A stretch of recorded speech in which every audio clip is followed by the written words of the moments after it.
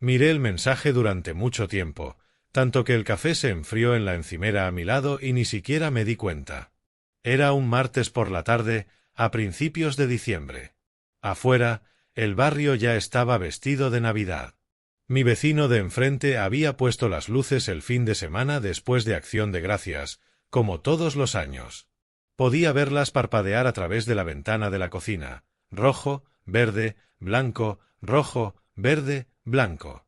Mi hijo había enviado el mensaje a las 6:14 de la tarde.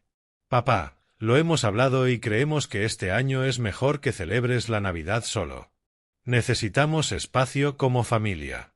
Diane y yo hemos decidido pasar las fiestas solo con nuestros hijos, a nuestra manera. Esperamos que lo entiendas. Lo leí 3 veces. Luego dejé el teléfono boca abajo sobre la encimera, cogí la taza de café, me di cuenta de que estaba frío y volví a dejarla. Trabajé durante 41 años, 31 de ellos como ingeniero estructural. Los últimos 10, como consultor senior en una firma del centro que seguía usando mi nombre en las propuestas para clientes, incluso después de que yo pasara la mayor parte del trabajo real a hombres más jóvenes. Yo había construido cosas. Puentes. Aparcamientos de varios niveles. Ese tipo de cosas que soportan peso. Mi hijo se llama Nathan. Tiene 34 años. Su esposa se llama Diane. Tienen 2 hijos. Un niño llamado Elliot, que tiene 7 años. Y una niña llamada Sophie, que acaba de cumplir 5 en octubre. Sé el cumpleaños de Sophie porque fui yo quien encargó su tarta de cumpleaños. Lo sé porque pagué el local de la fiesta. Sé estas cosas porque, durante los últimos 4 años, he estado pagando una parte importante de la vida de Nathan y Diane. Déjenme ser concreto. Creo que los detalles importan. He descubierto que, cuando uno habla de dinero en una familia de forma vaga, la gente llena los huecos con la cifra que la hace sentirse más cómoda. Así que yo estaba cubriendo su hipoteca, $2.900 al mes, por una casa que técnicamente está a mi nombre, porque el crédito de Nathan no era lo bastante bueno para que le aprobaran la compra cuando quisieron comprarla en 2021. También estaba pagando las cuotas de sus 2 coches, $680 y $520 respectivamente. Nathan seguía en mi plan de seguro, algo que quedó pendiente desde que perdió su trabajo durante la pandemia y que, de alguna manera, nunca se corrigió. Pagaba la matrícula del colegio privado de Elliot, $1.400 al mes, porque Diane tenía opiniones muy firmes sobre el colegio público de su distrito. Le había dado a Diane una tarjeta de crédito adicional para emergencias del hogar, que de media acumulaba entre $800 y $1.200 al mes en cargos. Sumen todo. Eso hice aquel martes por la tarde, después de meter mi café frío en el microondas y quedarme de pie junto a la encimera con una libreta legal y un bolígrafo. Algo más de $7.500 al mes, $90.000 al año, para que me dijeran que tenía que buscar otro sitio donde estar en Navidad. Quiero ser honesto con algo. Lo primero que sentí no fue ira. Sé que eso puede sorprender a la gente. Lo primero que sentí fue algo más parecido a la vergüenza, una vergüenza profunda y silenciosa, como ser el último en entender un chiste que todos los demás ya habían dejado atrás. ¿Nathan contaba con que yo me apartara solo? ¿Y Diane? Ya les habrían dicho a sus amigos, a sus propios padres, que por fin habían conseguido ponerle límites al suegro difícil. Me quedé de pie en mi cocina, bajo aquella luz roja, verde y blanca que parpadeaba a través de la ventana, y me sentí como un idiota. Mi esposa, Pauline, murió hace 6 años, cáncer de páncreas, 8 meses desde el diagnóstico hasta el final. Pasamos 40 años juntos y no voy a fingir que esos 40 años fueron todos fáciles. Discutíamos por dinero. Discutíamos por Nathan, sobre todo cuando estaba en sus 20 y andaba sin rumbo, pero ella amaba a ese chico con una entrega absoluta que yo siempre admiré, incluso cuando pensaba que era demasiado blanda con él. Después de que ella se fue, creo que intenté amarlo como ella lo había amado. Abrí la cartera y la mantuve abierta. Me dije que era por los nietos. Me dije que Pauline habría querido esto. De pie en aquella cocina, Comprendí que había estado usando la generosidad como una forma de seguir conectado a un hijo con el que en realidad no sabía cómo hablar. Y él me había dejado hacerlo. Cogí el teléfono. No para llamar a Nathan. Entré en mi aplicación bancaria. El pago automático de la hipoteca estaba programado para el día 15 de cada mes. Faltaban 9 días. Lo miré en la pantalla durante un momento. El nombre del banco, el número de cuenta, la familiar marca verde que indicaba que estaba activo. Pulsé el botón para cancelar el pago recurrente. Apareció un pequeño cuadro de diálogo. ¿Seguro que quieres cancelar la transferencia programada? Pulsé confirmar. Luego las cuotas de los coches. Primero la de Nathan, luego la de Diane. Ambas canceladas. Entré en el portal del seguro y empecé el proceso para sacar a Nathan de mi plan. Tardaría unos días en procesarse, pero lo inicié. Miré la tarjeta adicional. Diane la había usado 3 días antes. $340 en una tienda de artículos para el hogar, $67 en un restaurante. Llamé al número que aparecía detrás de mi tarjeta y la reporté como perdida. Me enviarían una nueva tarjeta a mi dirección. La antigua dejaría de funcionar en menos de una hora. No cancelé la matrícula del colegio de Elliot. Lo pensé. Me quedé con esa decisión durante mucho tiempo, en realidad. Más que con cualquiera de las otras. Elliot no me había enviado aquel mensaje. Elliot tenía 7 años y no tenía voto en nada de esto. Dejé ese pago intacto. Tiré mi café recalentado por el desagüe, preparé uno nuevo y me senté a la mesa de la cocina. Me gustaría decirles que me sentí justo. Que me sentí poderoso. Se supone que la gente, en estas situaciones, siente eso. El chasquido limpio de una decisión tomada, la satisfacción de una puerta cerrándose de golpe. Pero no fue así, no del todo. Lo que sentí fue cansancio y tristeza. Y debajo de esas cosas, todavía en algún lugar, la misma vergüenza de antes. Porque yo había permitido que esto continuara durante años. Había firmado cheques, hecho transferencias y sonreído en mesas navideñas donde yo pagaba el centro de mesa, el pavó, los abrigos de invierno de los niños. Había permitido convertirme en un cajero automático con cara de abuelo, y lo había hecho voluntariamente porque la alternativa, esa conversación directa sobre lo que yo necesitaba, sobre lo que se debía en términos de simple decencia humana, me parecía demasiado difícil. Pauline habría tenido esa conversación años atrás. Habría dicho lo que pensaba en la mesa de la cocina, tranquila y clara, sin levantar la voz ni una sola vez. Yo siempre había sido quien la evitaba. Bueno, aquí estábamos. No respondí al mensaje de Nathan aquella noche. Me acosté temprano, dormí mejor de lo que esperaba, y por la mañana llamé a mi abogado, un hombre llamado Gene que llevaba 15 años gestionando mis documentos patrimoniales. Le dije que quería revisar mi testamento y también hablar de la casa. No hizo muchas preguntas. Gene es un hombre práctico. El asunto de la casa fue en realidad más sencillo de lo que yo pensaba. Como el nombre de Nathan no figuraba ni en la hipoteca ni en la escritura, algo que hice por cautela, no por previsión, aunque aquella cautela terminó siendo previsión, yo tenía opciones. Le dije a Gene que quería enviar una notificación formal de que planeaba vender la propiedad y que ellos tendrían que buscar una vivienda alternativa. Él redactó una carta. Yo la firmé. Salió por correo certificado el jueves. Nathan me llamó el viernes por la mañana a las 7:52. Sé la hora exacta porque estaba comiendo tostadas y mirando los pájaros en el comedero de mi jardín, y miré el teléfono cuando sonó y pensé, aquí vamos. Lo dejé sonar. No estaba preparado para tener esa conversación de pie junto a la encimera, con media tostada en la mano.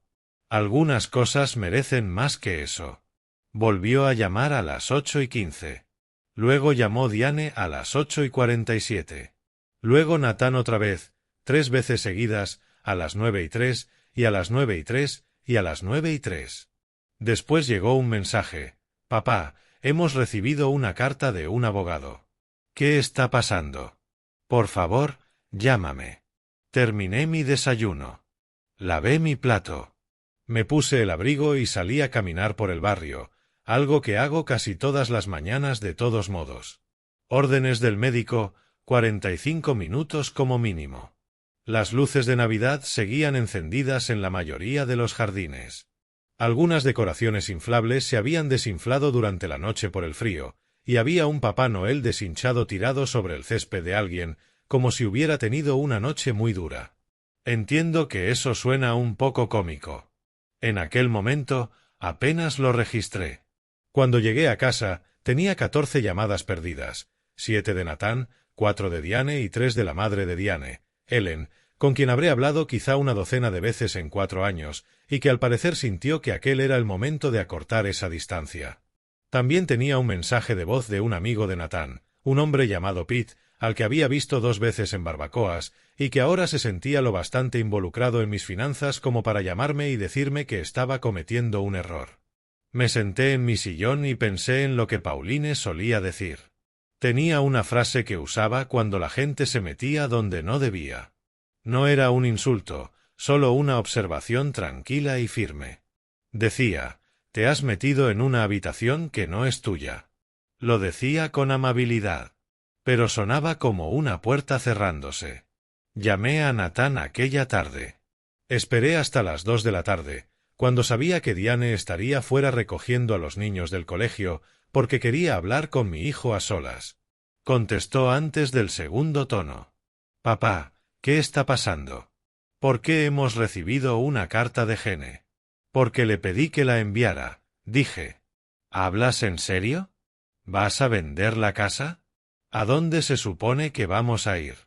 «No lo sé, Nathan. ¿A dónde planeabas que fuera yo en Navidad?» Un largo silencio. Eso no es lo mismo». «Sé que no es lo mismo», dije. «No estoy vendiendo la casa como castigo. La vendo porque es mi casa, y he estado cargando con una hipoteca de una vivienda en la que no vivo para que tú y Diane pudierais tener algo que no podíais pagar por vuestra cuenta. Y el mensaje que me enviaste el martes dejó muy claro que me ves como algo distinto a la familia. Así que estoy haciendo algunos ajustes». Empezó a hablar de los niños, de Elliot y Sophie, de que no podían simplemente arrancarlos de su vida en mitad del curso escolar. Le dije que lo entendía. Le dije que no había cancelado la matrícula de Elliot y que no tenía intención de hacerlo a mitad de curso. Le dije que, cuando se tratara de los niños, siempre intentaría hacer lo correcto por ellos, porque eran niños y nada de esto era culpa suya. Se quedó callado cuando dije eso. «No intento hacerle daño a nadie», dije. «Pero necesito que entiendas que he estado manteniendo vuestro hogar a un nivel que, francamente, ninguno de los dos ha reconocido nunca ni ha agradecido. Y cuando me dices que no pertenezco a una fiesta familiar que yo he estado pagando, que hay algún requisito que debo cumplir para ganarme un sitio en la mesa de una casa que es mía, entonces creo que ya hemos pasado el punto en el que debería seguir manteniendo el acuerdo actual». Él dijo: «Diane va a perder la cabeza». «Me imagino que ya la ha perdido», dije. Más silencio, y luego, en voz baja, con un tono que hacía mucho que no escuchaba en Nathan, quizá desde que era adolescente y algo realmente había logrado atravesarlo, dijo: «No pensé de verdad en cómo sonaba ese mensaje». «Ya lo sé», dije. Le dije que les daría 60 días, que era más del mínimo legal, para resolver su situación de vivienda. Le dije que estaría encantado de ayudarlos a entender sus opciones, porque, de hecho, soy alguien que sabe bastante de bienes raíces y finanzas si alguna vez quisieran usar ese recurso. Le dije que lo quería, y lo decía en serio. Incluso diciéndolo por teléfono, en mi salón silencioso, a un hijo que acababa de pasar las últimas 24 horas inundando mi buzón de voz. Él no me dijo que me quería también. No entonces. No esperaba que lo hiciera, y estaba bien con eso. La semana siguiente fue realmente desagradable. Ellen me dejó 2 mensajes de voz más. Un primo de Diane, alguien llamado Brice, cuya existencia yo desconocía hasta ese momento, me envió un mensaje por Facebook llamándome vengativo. Llamé a Gene 2 veces para asegurarme de que el papeleo estaba en orden. No dormí tan bien aquella semana. No mal, solo de forma ligera, como uno duerme cuando hay algo sin resolver sentado al fondo de la habitación. Mantuve mi rutina. Paseo matutino. Desayuno. 1 hora de lectura. Estaba leyendo una biografía de Frederick Law Olmsted, el arquitecto paisajista, un hombre que pasó décadas construyendo cosas para uso público de las que él nunca se beneficiaría personalmente. Encontré eso reconfortante de una forma que no intenté analizar demasiado. Mi vecino de enfrente, un director de instituto jubilado llamado Bernard, notó que algo pasaba.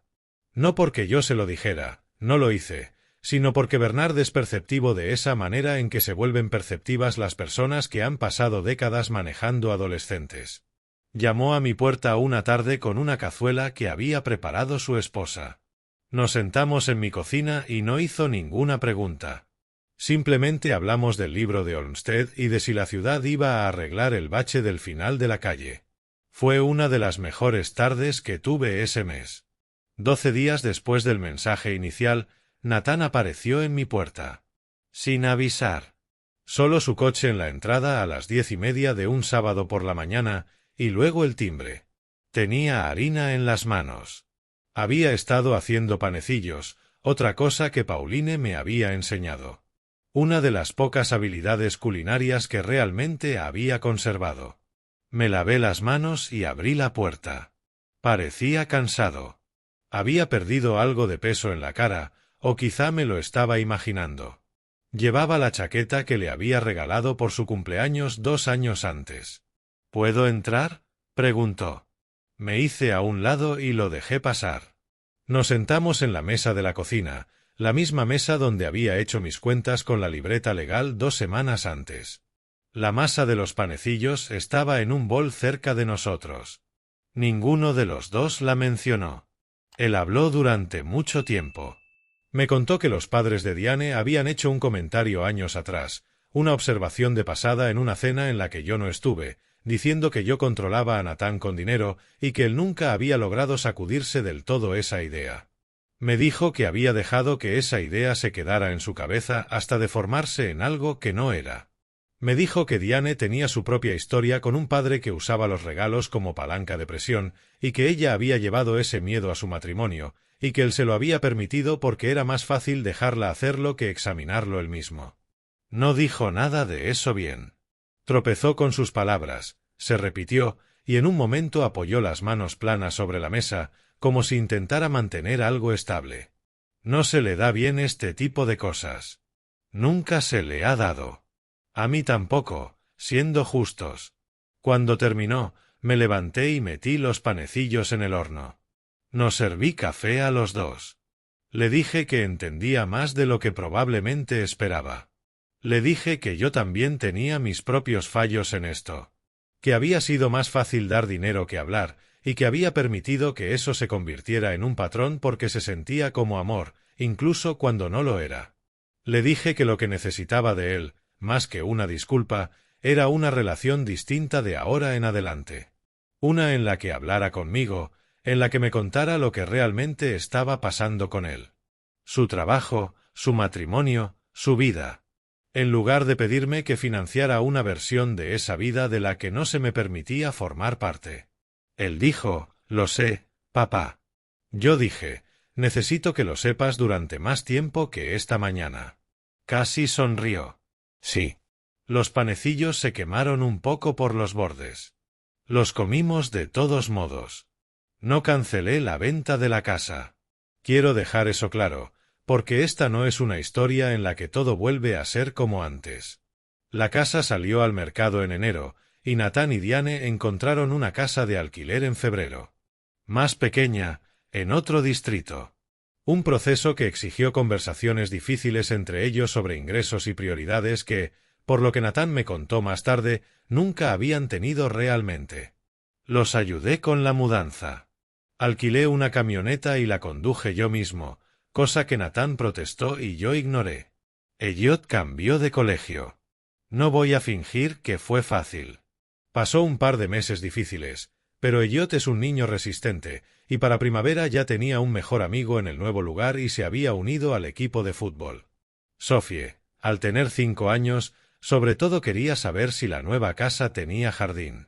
Lo tiene. La tarjeta adicional no volvió. Ese capítulo está cerrado. Nathan y Diane están gestionando sus finanzas de forma independiente ahora, por primera vez en su matrimonio.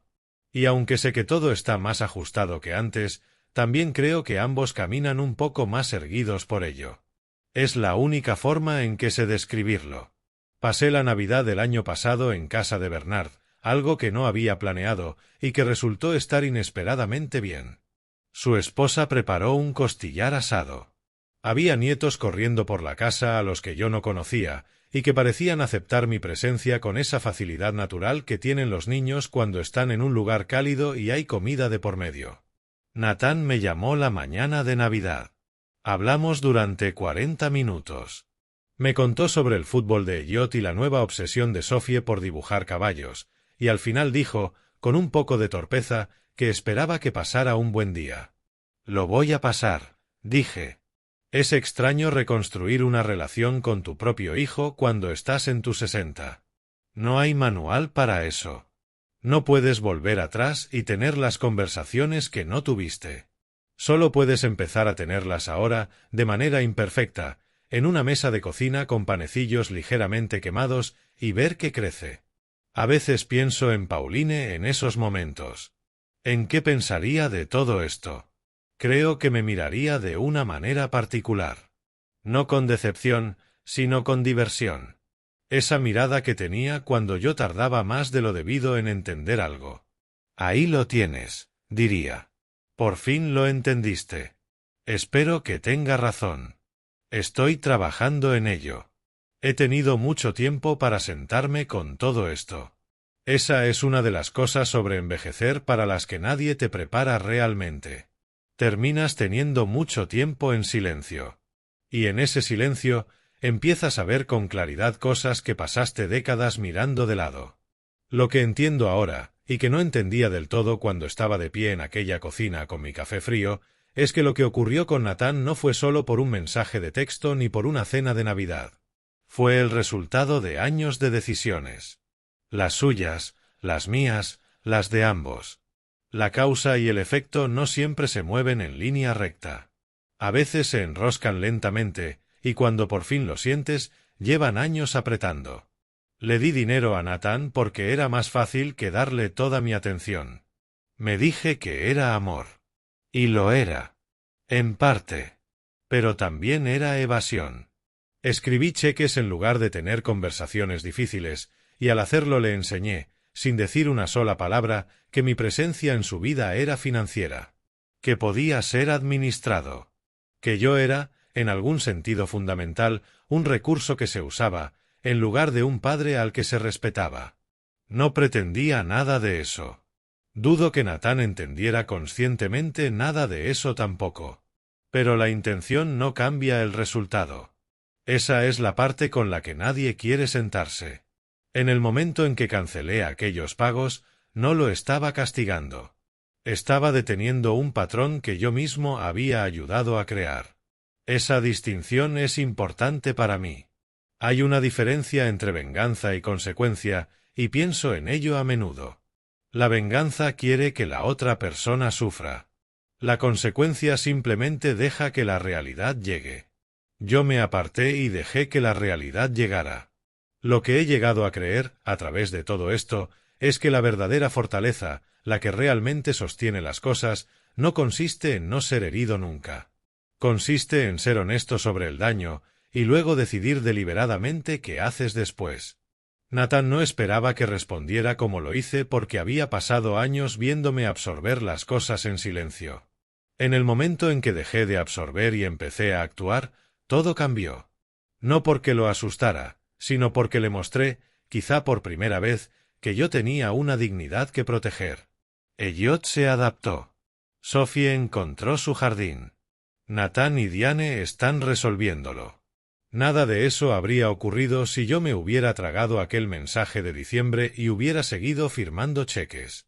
No estoy presentando esto como un modelo para nadie. Cada familia es su propio enredo particular, y yo cometí muchos errores por el camino que desharía si pudiera. Pero sí creo que hay algo verdadero en esto. Las personas que te quieren de verdad, pueden soportar tu honestidad. Puede que no les guste al principio. Puede que no te llamen durante un tiempo. Pero la relación que sale al otro lado de esa honestidad es real de una forma en que la anterior no lo era. Nathan y yo hablamos ahora. No todas las semanas, pero con regularidad. Hablamos de cosas que no son dinero, lo cual es nuevo para nosotros. Me dijo la primavera pasada que había empezado a llevar un presupuesto por primera vez en su vida adulta. Lo dijo con una especie de orgullo silencioso que reconocí. Era el mismo orgullo que sentí la primera vez que firmé un contrato como ingeniero junior 40 años atrás. El orgullo de un hombre que ha hecho algo por sí mismo. Pensé en Pauline cuando me lo contó. Pensé, ahí está. Ese es el hijo que ella siempre creyó que estaba ahí dentro. Yo también lo creo. Solo necesitaba dejar de interponerme en su camino.